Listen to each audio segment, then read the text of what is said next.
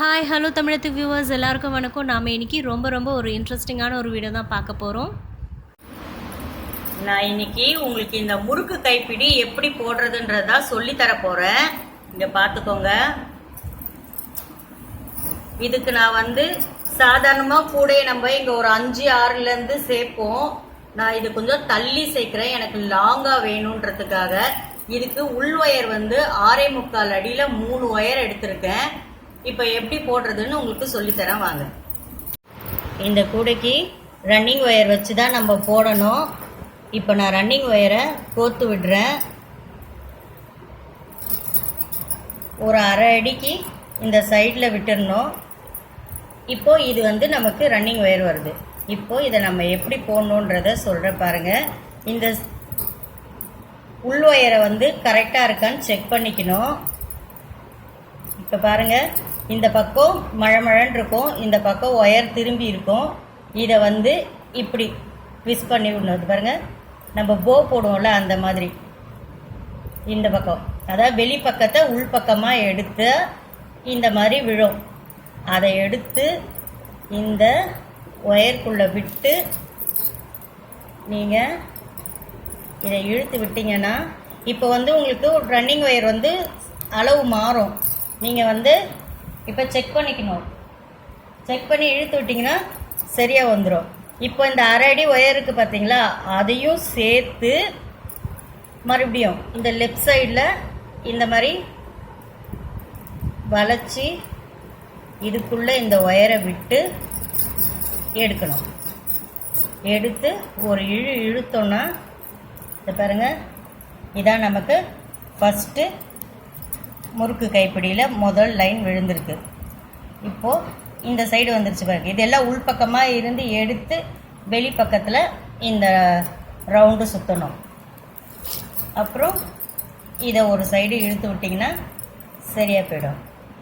அதே மாதிரி இந்த பக்கமும் ஒரு ரவுண்டு சுற்றி இது உள்ளே விட்டு வெளியே எடுக்கணும். அப்போ தான் நாட்டு விழும். நீங்கள் தப்பாக சுற்றுனீங்கன்னா நாட்டு விழாது. சில பேர் என்ன பண்ணுவாங்க, இப்படி மேலே எடுத்துகிட்டு இப்படி பண்ணிவிட்டு இப்படி இழுத்திங்கன்னா வராது உங்களுக்கு. அது அப்படியே இப்படி வெளியே வந்துடும். அதை இந்த உள்பக்கம் விட்டு இந்த சைடில் இப்படி வச்சு இதை பாருங்கள், அழகாக நாட்டு விழும். அவ்வளோதான். இதுக்கு நம்ம உள் ஒயர் அப்பப்போ கரெக்டாக இருக்கான்னு பார்க்கணும். இவ்வளோ தூரம் வர வரைக்கும் பார்த்தீங்கனாலே போதும், அதுக்கப்புறம் மாறாது.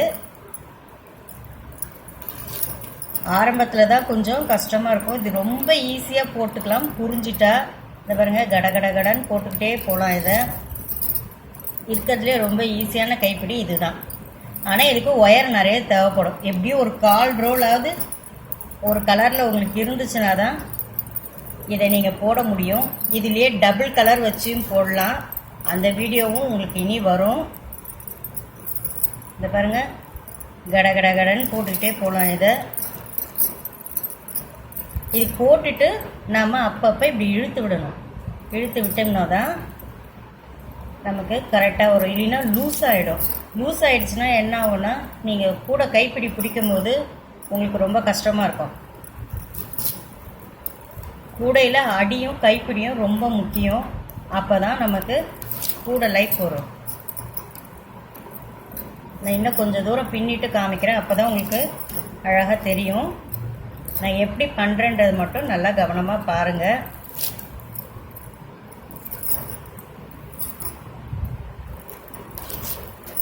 உருட்டு கைப்பிடியில் நம்ம விட்டுட்டு போனோன்னா கொஞ்சம் மாறிடும். ஆனால் இந்த கைப்பிடியில் நம்ம விட்டுட்டு போனால் மாறாது. அப்படியே இப்படி நீங்கள் இப்போ இந்த லெவலில் விட்டுட்டிங்கன்னா இப்படி இழுத்து ஒரு நாட் போட்டுட்டு நீங்கள் போயிட்டு அப்புறம் கூட போட்டுக்கலாம். ஆனால் உருட்டு கைப்பிடியில் நம்ம அப்படி பண்ண முடியாது. கொஞ்சம் மாறிட்டாலும் மறுபடியும் பிரித்து போடுற மாதிரி இருக்கும். அந்த பிரச்சனை இந்த கைப்பிடியில் இல்லை.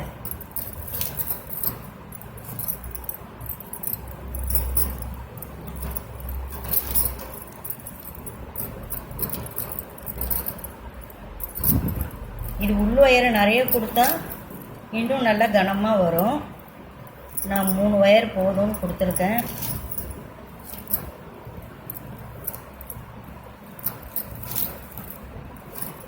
இப்போ இங்கே பாருங்கள், எப்படி தெரியுது பார்த்தீங்களா? இது தென்னம்பூ கைப்பிடின்னு சொல்லுவாங்க.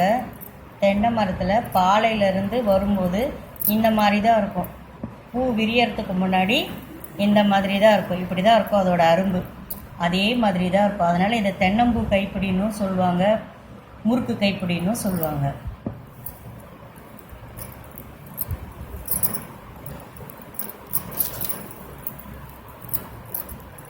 இன்னும் இதே மாதிரி நீங்கள் ஃபுல்லாக போட்டுக்கிட்டே வரணும். நான் இது வரைக்கும் நான் போட்டிருக்கிறது உங்களுக்கு புரியும்னு நினைக்கிறேன். இதை பாருங்கள், திரும்பவும் சொல்கிறேன்.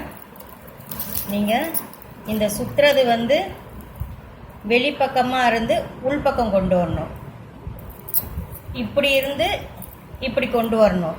அதையே நீங்கள் வந்து இப்படி எடுத்துன்னு வந்தாலும் ஓகே. ஆனால் இந்த சைட்லேருந்து உள்பக்கத்துலேருந்து வெளிப்பக்கம் கொண்டு வர முடியாது. அப்படி கொண்டு வந்தீங்கன்னா நீங்கள் கைப்பிடி போடுறது தப்புன்னு அர்த்தம். வெளி சைட்லேருந்து உள் சைடு கொண்டு வரணும்.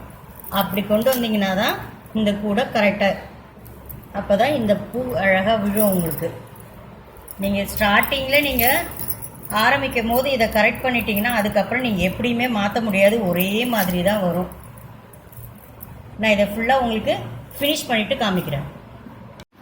பாருங்கள், இந்த கூடைக்கு கைப்பிடி போட்டு முடிச்சிட்டேன். இந்த முறுக்கு கைப்பிடியை நான் வந்து எனக்கு லென்த்தாக வேணுன்றதுனால இங்கேருந்து வச்சுருக்கேன். இதுக்கு பாருங்கள் 4 உள்வயர் கொடுத்து சொருக்கி வச்சுருக்கேன். இதை பாருங்கள், உள்ளேயும் பார்த்தீங்கன்னா தெரியும் எப்படி சொருக்கி இருக்கேன்ட்டு. அப்போ தான், ஏன்னா இது கூடை வந்து பெருசாக இருந்ததுன்னா, நாம் அகலமாக இருந்ததுன்னா நம்ம நிறைய வந்து வெயிட்டு போடணுன்னா கொஞ்சம் லென்த்தாகவும் கைப்பிடி இருக்கணும். அதே சமயத்தில் நாம் இங்கே கொடுக்குறது வந்து இங்கேருந்து ஆரம்பிக்கக்கூடாது. இங்கே கொஞ்சம் இன்னும் கூட கொஞ்சம் கீழே இருந்து ஆரம்பித்தோன்னா வெயிட்டு வந்து பேலன்ஸாக தாங்கும். அதுக்காக தான் நான் இப்படி ஆரம்பித்து போட்டிருக்கேன். இந்த முறுக்கு கைப்பிடி முடிச்சுட்டேன். இதுலேயே நான் டபுள் கலர் வச்சும் போட்டிருக்கேன். இது வந்து சிங்கிள் கலரில் போட்டிருக்கேன். இது அடுத்த வீடியோ வந்து உங்களுக்கு டபுள் கலரில் எப்படி போடுறதுன்னு உங்களுக்கு சொல்லித்தரேன். இந்த வீடியோ பிடிச்சிருந்தா மறக்காமல் எல்லாரும் லைக் பண்ணுங்கள், ஷேர் பண்ணுங்கள், உங்களோட பொண்ணான கமெண்ட்ஸ் அனுப்புங்க. மறக்காமல் தமிழ் எத்திக்ஸ் சேனலை சப்ஸ்கிரைப் பண்ணுங்கள் ப்ளீஸ்.